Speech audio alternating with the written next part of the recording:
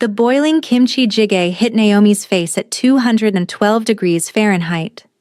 She felt her skin blister before she even registered the pain, before she could scream, before she understood that Mrs. Shin had just thrown an entire pot of stew.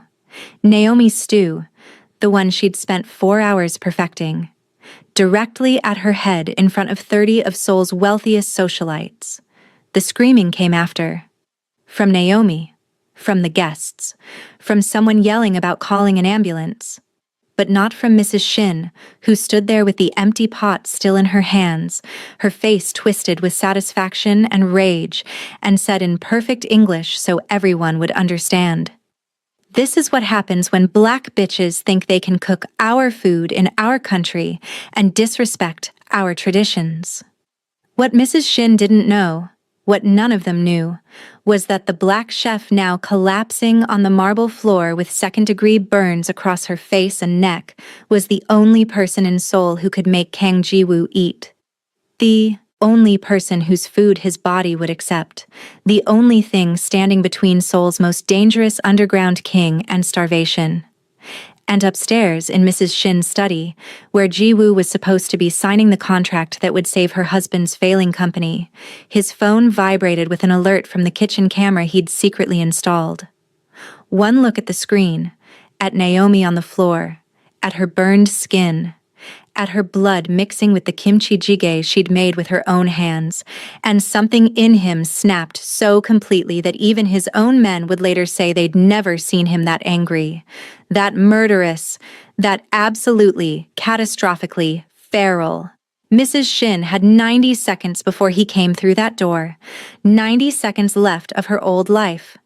90 seconds before she understood that you don't put your hands on Kang Ji-woo's chef. You don't burn the woman who keeps him alive. You don't humiliate the only person in this entire fucking city who can make him remember what it feels like to be human. In 72 hours, Mrs. Shin would lose everything. Her house, her husband, her citizenship, her ability to exist in South Korea without fear. But the real shock wasn't the destruction. It was how a man who could barely eat anything became a man so obsessively protective that he burned down an entire family's legacy just to avenge one woman's pain. How violence became love, how destruction became devotion, how one burned chef became the most untouchable person in Seoul. This is the story of how one act of violence destroyed a woman's entire world and created a love so consuming it bordered on madness. By the end of this, you'll understand why Mrs. Shin is now living in a one-room apartment in Busan, working as a house cleaner, and why the chef she tried to destroy became the woman who could bring Seoul's most dangerous man to his knees with a single dish. Before we get into the obsession, and trust me, it gets dark, hit that subscribe button. Next week we're dropping the story of the first time Ji-woo tried to eat without Naomi, and what happened to the restaurant that served him. You're not going to want to miss that. Now let's get into this. Naomi woke up to hands on her wrist, gentle, trembling slightly. She forced her eyes open through the medication haze and saw him. Kang Ji-woo looked like he hadn't slept in days. His perfect suit was wrinkled. His hair, always immaculate, fell across his forehead. And his eyes, those cold, calculating eyes she'd only seen in passing at random events, were wet. "You're awake." His voice cracked on the second word. Her face was on fire. Her throat felt raw. She tried to speak and tasted blood and burn cream and something medicinal that made her want to gag. "Don't talk." His thumb moved in circles on her wrist, like he was checking her pulse, like he needed proof she was alive. "The burns are second degree, some third on your jawline. They brought in the best plastic surgeon in Seoul. You're going to be fine. His voice broke completely. "You're going to be fine." She didn't know this man. Not really. She'd cooked for events he attended, watched him from kitchen doorways, noticed the way he never finished anything on his plate, never seemed to enjoy food the way other people did. But she didn't know him. So why was he holding her hand like she was the only thing keeping him alive? Here's what nobody tells you about chasing dreams in foreign countries. You can be the best at what you do and still starve. Naomi counted the bills at 2 a.m., $247. That was it. That was everything standing between her and a plane ticket home, with her tail between her legs. 3 days until rent. $800 for a shoebox in Itaewon that smelled like mold and broken promises. Her phone buzzed. Another rejection. Another. We've decided to go in a different direction. That really meant we didn't expect you to be black. She'd been eating 50-cent ramyeon for 6 days. Her body was showing it. Weight dropping off. Hair losing its shine. Hands shaking when she tried to prep ingredients for the few clients she still had. The irony would have been funny if it wasn't so devastating. A professional chef, literally starving in one of the world's food capitals. Her grandmother's voice played on loop in her head. Baby, come home. You've got nothing to prove. But that was the problem. She had everything to prove. How long have I been out? Naomi's voice came out like sandpaper. 18 hours. Jiwoo still hadn't let go of her hand. You had a reaction to the pain medication. Your body shut down for a while. I thought... He stopped. Breathed. I thought I'd lost you. You don't even know me. I know you. His eyes met hers. Dark. Intense. Slightly unhinged. I know you better than you think. Something in his tone made her skin prickle. What does that mean? It means 8 months ago, I tried your food at a corporate event and tasted something for the first time in 8 years. It means I bought the culinary agency you work for just to track your contracts. It means I've been watching you cook for months, making sure you were safe, making sure... You bought the agency? Naomi tried to sit up. Pain exploded across her face. She fell back with a gasp. Don't move. His hands were on her shoulders, gentle but firm. Your skin is still healing. You need to stay still. You've been stalking me? Protecting you. His jaw clenched. There's a difference. There really isn't. Then let me explain the difference. He leaned closer. She could smell him. Expensive cologne mixed with coffee and something sharp, like fear. 8 years ago, someone tried to kill me with poisoned fugu. I survived. But food stopped tasting right. Everything became ash. My body rejected it. I could force myself to eat, but it was mechanical. Joyless. I spent years barely surviving on meals that meant nothing. His hand was still on her wrist, still checking her pulse, like he couldn't believe she was real. Then I tried your bulgogi, and I tasted it. Really tasted it. For the first time in 8 years, food meant something again. She thought this was just another terrible client. She had no idea she was walking into the night that would change her entire life. Mrs. Shin's house was obscene wealth, the kind that screamed insecurity with every gold fixture and unnecessary chandelier. Naomi arrived at 2 p.m. with 6 hours to prep, and her last $200 spent on premium ingredients. This contract was her Hail Mary. $3,000 that would save her from eviction and buy her another month in Seoul. Another month to prove she belonged here. Mrs. Shin walked into the kitchen 7 minutes after Naomi arrived. Designer everything. Face pulled tight from procedures. Eyes scanning Naomi like she was a stain on expensive marble. You're the chef? Not a question, an accusation. And there it was. That tone, that slight uptick of surprise mixed with disgust. Naomi had heard it 100 times, but it never got easier. Yes, ma'am, I'm Naomi Thompson. I specifically requested a Korean chef. The temperature in the kitchen dropped 20 degrees. You're telling me, Naomi said slowly, that you bought an entire agency because I make food you can eat? Yes. That's insane. I know. Jiwoo's thumb was still moving on her wrist. Circles, steady, grounding. I've spent the last 8 months trying to understand why your food works when nothing else does. I've had it analyzed. I've replicated your recipes exactly. I've had other chefs make the same dishes. Nothing works. It's only when you make it. When I watch you make it. When your hands touch every ingredient.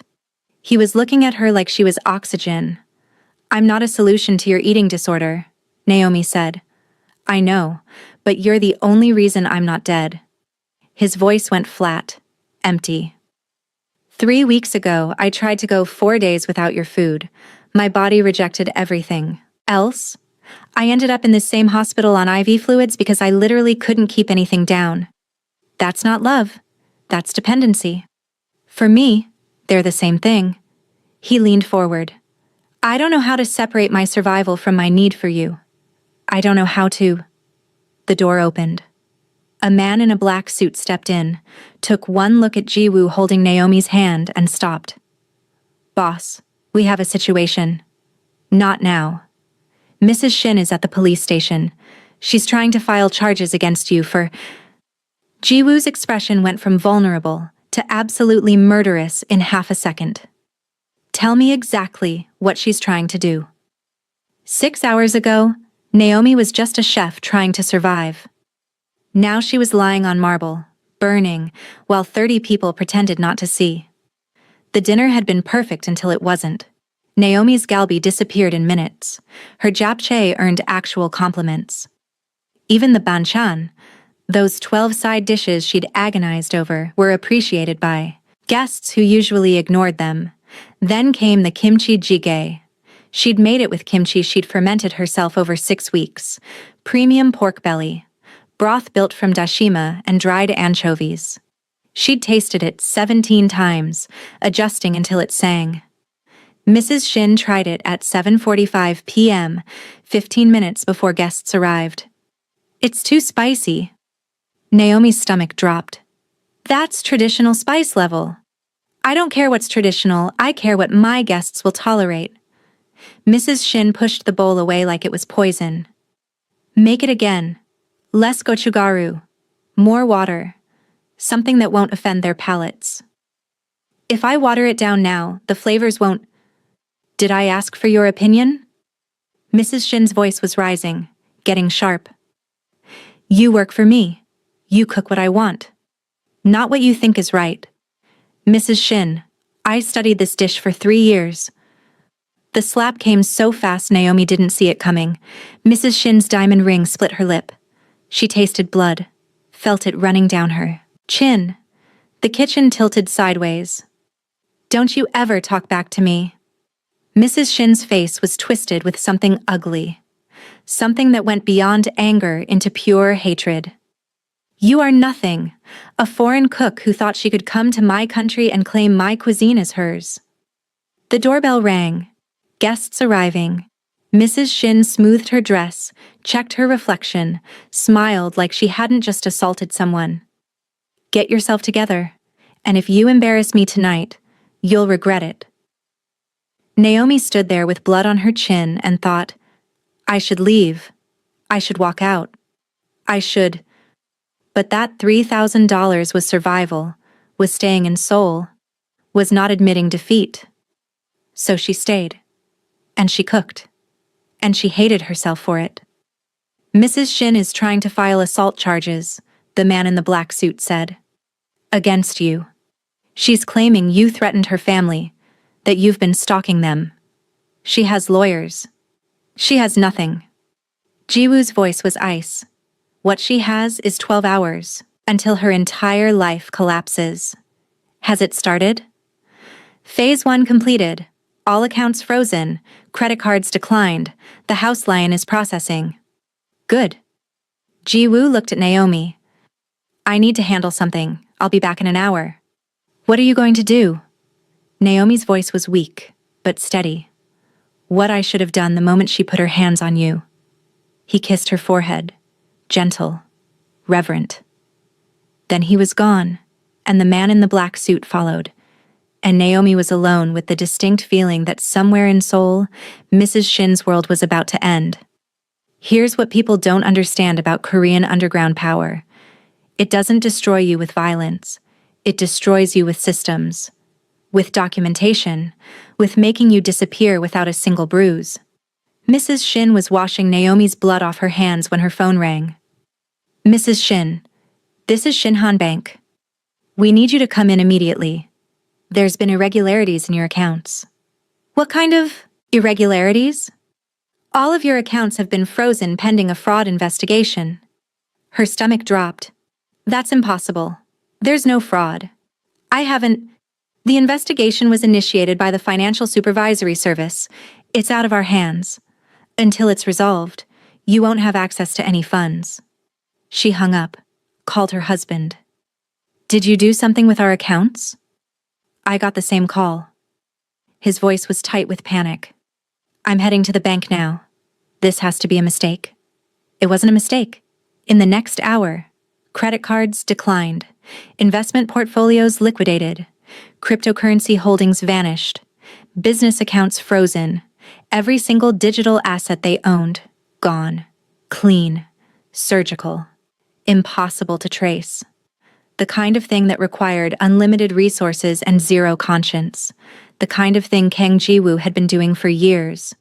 When Jiwoo returned an hour later, he looked calmer, more settled, like he'd taken out the trash and could finally breathe again. He sat beside Naomi's bed and took her hand again. That same gentle grip, that same need to check her pulse. Tell me about the poisoning, Naomi said. All of it. He was quiet for a long moment. Then, I was having dinner with my mother. She made kimchi jjigae. Her recipe. The one she made every birthday. But she was sick that year. Couldn't cook. So I went to a restaurant instead. His hand tightened on hers. They served fugu as an appetizer. Someone in the kitchen made a mistake, or someone paid them to make one. I still don't know which. His voice was flat, empty.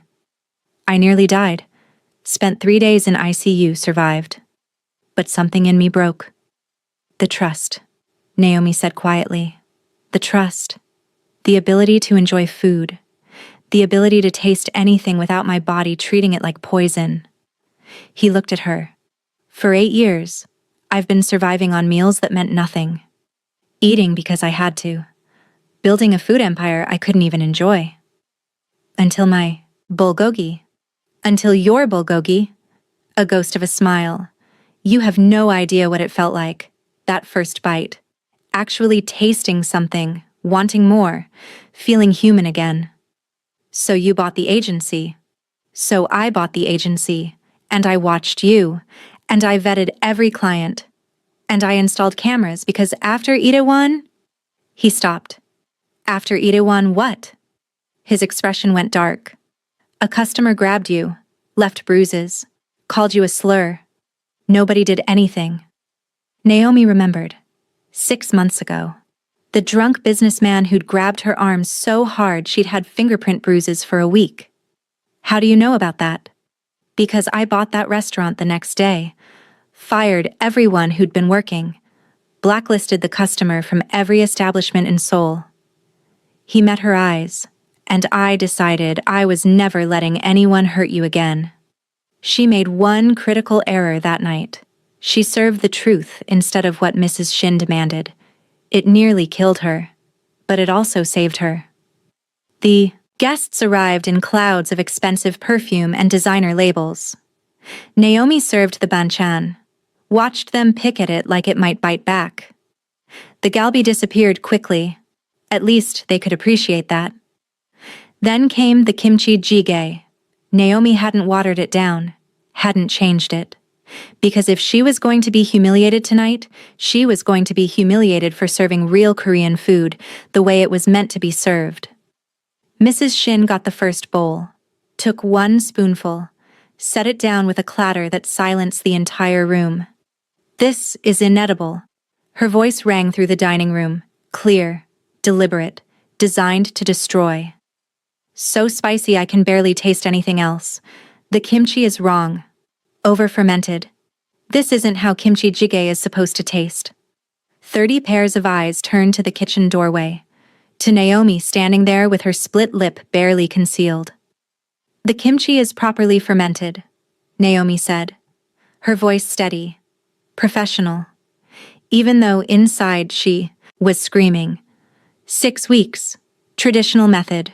The spice level is authentic. Authentic? Mrs. Shin's laugh was a weapon. You think you know authentic? Some American who took a few cooking classes? I've studied for 8 years. You've played at studying. Mrs. Shin stood. The room held its breath. You've convinced yourself that reading recipes gives you the right to touch Korean food, but it doesn't. She picked up the bowl, the kimchi jjigae, Naomi's masterpiece, still bubbling in the stone pot. This garbage is exactly what you deserve. She threw it. Time slowed down. Naomi saw the bowl arc through the air, tried to move, wasn't fast enough. The boiling stew hit her face at full force. Heat. Then burning. Then pain so intense her brain short-circuited. She was screaming. Or someone was screaming. The world was burning and cold marble and chaos and... Through it all, she heard Mrs. Shin. Clean up this mess. Get her out. Then nothing. Strategy A. Apologize. Beg forgiveness. Hope for mercy. Strategy B. Fight back. Hire lawyers. Try to survive. Mrs. Shin chose wrong. They both led to the same place. By hour 6, Mrs. Shin was at a police station answering questions about financial crimes she hadn't committed but couldn't prove she hadn't. Evidence everywhere. Bank transfers to offshore accounts. Tax evasion documentation. Money laundering through shell companies. All pointing back to her. All fabricated but believable. Someone is framing us, she kept saying. Someone with resources. Then she remembered. The American investor. The man her husband had been desperate to meet with. What was his name? Kang Ji-woo. She Googled him with shaking hands. Underground king. Connected to every major business in Seoul. Rumored to control politicians, police, prosecutors.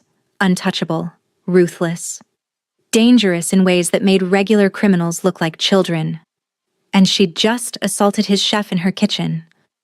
Her phone rang. Her daughter. Crying. Mom, my credit cards aren't working. The university says my tuition wasn't paid, but we prepaid months ago.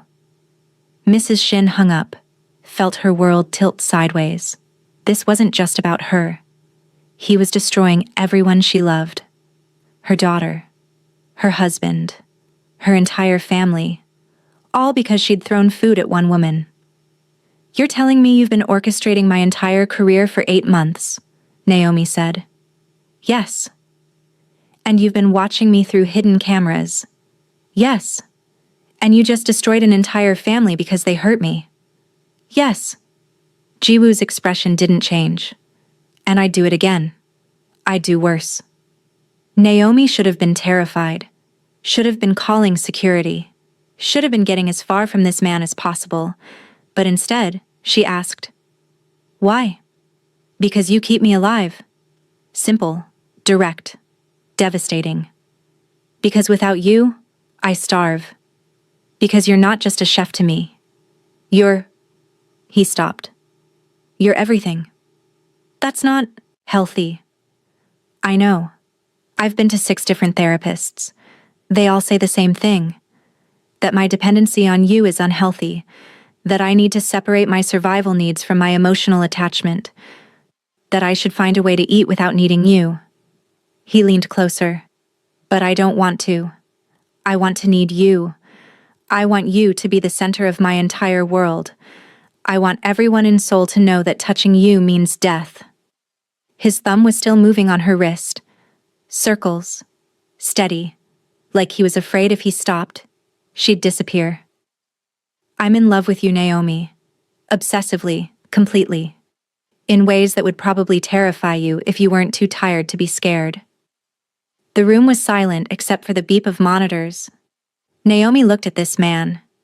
This dangerous, broken, obsessive man who'd somehow become essential to her existence without her even realizing it. You're right, she said quietly. I should be terrified. Are you? She thought about being broken soul, about Mrs. Shin's slap. About waking up in this hospital with Jiwoo holding her hand like she was the only thing keeping him tethered to earth. No, she admitted. I'm not. His expression shifted. Hope. Raw and desperate. Why not? Because for the first time since I came to Seoul, someone sees me as essential instead of expendable. Her voice cracked. Someone thinks I'm worth protecting, worth destroying families over, worth... He kissed her, carefully, mindfully of her burns, but with enough intensity that she felt it everywhere. When he pulled back, his eyes were wet. I'm yours, he said, completely, obsessively, for as long as you'll have me. She thought she was winning when she threw that food. She thought she'd put an uppity foreign chef in her place. What she didn't know was that she'd just started a countdown she couldn't stop. By hour 12, Mrs. Shin was released from police custody.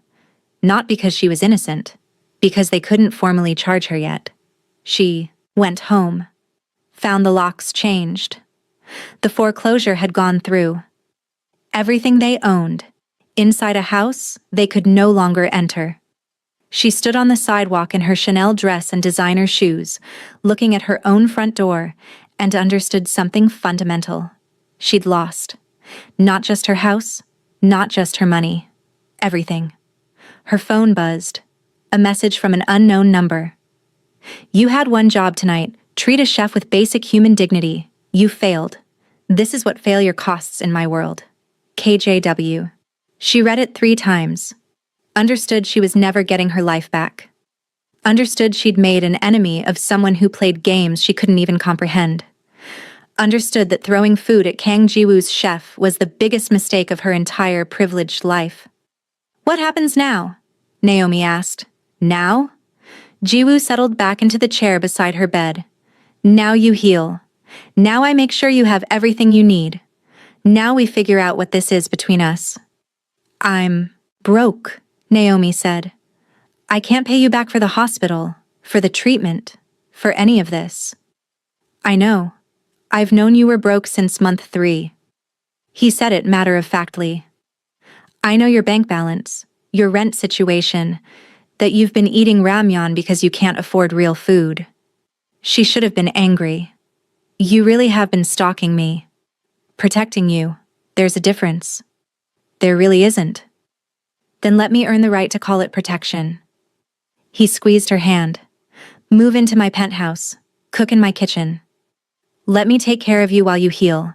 And if you decide you want nothing to do with me after you're better, I'll set you up in your own place with enough money to never worry again. And if I decide I want you? His expression went soft. Vulnerable. Then I'll spend the rest of my life making sure you never regret it. Naomi looked at the ceiling, at the expensive hospital room, at this man who destroyed a family for her. This is insane, she said, completely. You're obsessed with me in unhealthy ways. Absolutely. You need therapy, lots of it. Already scheduled 6 more sessions with a specialist. And Mrs. Shin? His expression went cold again. Will spend the rest of her life working minimum wage jobs in cities where nobody knows her name. She'll never recover. She'll never forget. And she'll always know it's because she put her hands on you. Naomi should have felt bad about that. She didn't. Okay, she said. Okay, I'll move in. I'll cook for you, She stopped. I'll let you love me in your obsessive, slightly terrifying way. But you have to promise me something. Anything. Promise me you won't wake up one day and decide I'm not worth it anymore. Promise me this isn't just about the food. Promise me. I promise. He leaned forward. I promise on everything I own. I promise on my life. I promise I will never stop needing you. Never stop protecting you. Never stop making sure you're safe. He kissed her again. Deeper this time. She tasted desperation and promise, and something that might have been forever. 6 months ago, she was a broke chef eating ramyeon in a moldy apartment. Today, she owns the most exclusive restaurant in Gangnam. That's what happens when someone loves you like they're starving. The restaurant opened on a Thursday. Naomi's, in simple letters over the door. Because Ji-woo wanted everyone who walked in to know whose hands touched their food. The menu was everything she'd dreamed of, Korean techniques with Southern soul food influences, kimchi fried chicken that made people weep, collard green kimchi that confused and delighted, gochujang mac and cheese that shouldn't work but did, food that was unapologetically both, Korean and Southern, traditional and revolutionary. The critics came ready to destroy her. They left silent. Some left crying. All left changed. The reviews came out the next day. 5 stars. Case of them. The best Korean food in Seoul. Revolutionary cuisine. A chef who understands that food has no borders. Ji-woo sat at the same seat every night. Bar stool. Direct view of the kitchen, eating everything she made. "How does it taste?" she asked one night after service. "Like coming home?" He smiled, that rare, genuine smile. "Like every good memory I have, like love. It's just stew." "No, it's your stew, made by your hands, which means it's everything." One night, Naomi looked up from the kitchen and saw her, Mrs. Shin, standing outside the restaurant window, staring in. She looked diminished, small, worn clothes, the kind of small that came from losing everything and realizing it wasn't coming back. Naomi's hands stopped moving. Ji-woo followed her gaze. His expression went cold. "I'll handle it." "No."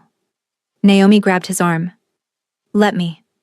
She walked outside, faced the woman who'd burned her. Mrs. Shin looked like she might cry. "I'm sorry. I know it doesn't mean anything. I know it doesn't fix what I did. But I'm sorry." Naomi looked at her. At the burn scars on her own face that had faded but would never fully disappear. At the restaurant behind her that existed because this woman had destroyed her. "I forgive you," Naomi said. Mrs. Shin's eyes filled with tears. "You... what?" "I forgive you. Because holding on to anger takes energy I don't want to spend. Because my life is better now than it was before. Because..." She paused. "Because I'm happy, and you're not. And that's enough. Can I, someday, when I've saved enough, can I eat here?"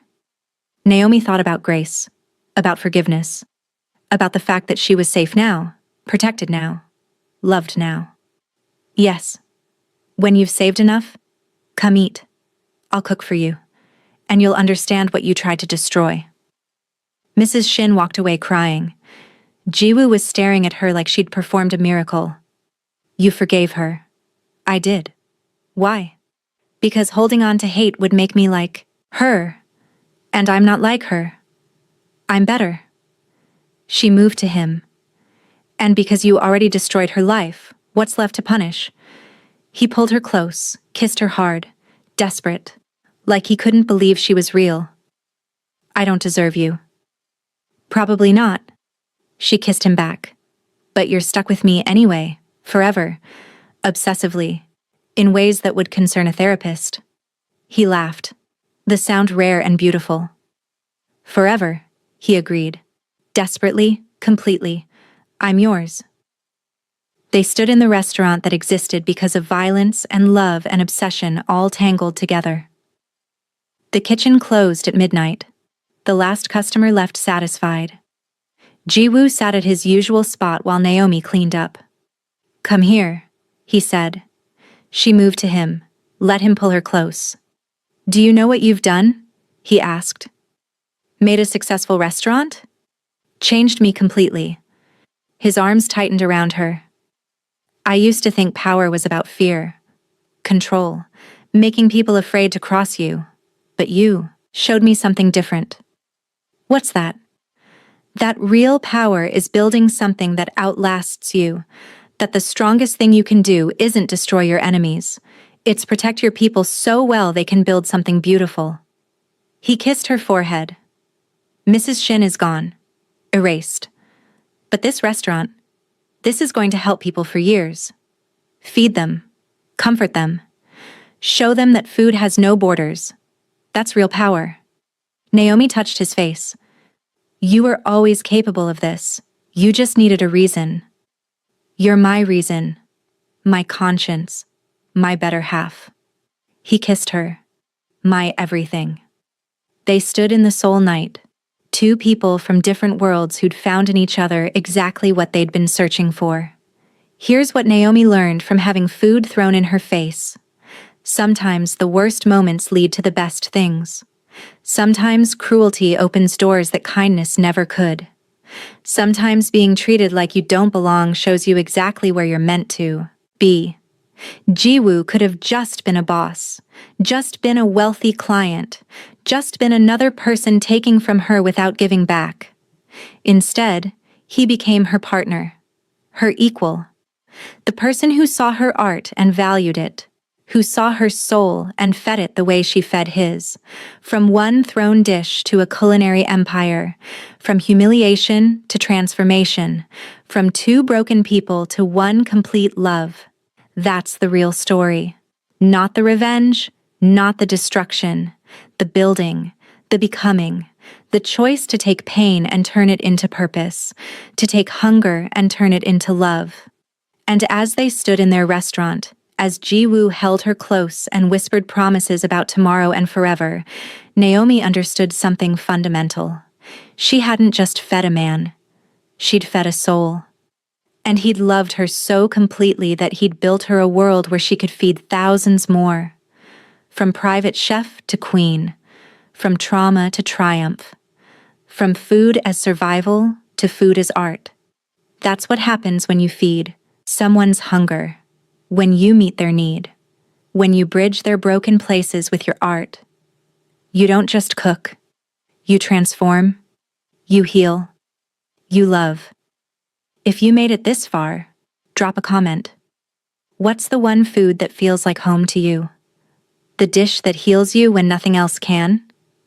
Subscribe, because next week we're telling the story of how Jiwoo's rival tried to poison Naomi, and how Jiwoo's response made his reputation as Seoul's most dangerous man absolute. Trust me, if you thought this revenge was dark, next week's is absolutely devastating. Until then, remember, the right person doesn't just eat your food. They taste your soul in every bite. They understand what you're giving them. And they spend the rest of their life making sure you're fed too, in every way that matters.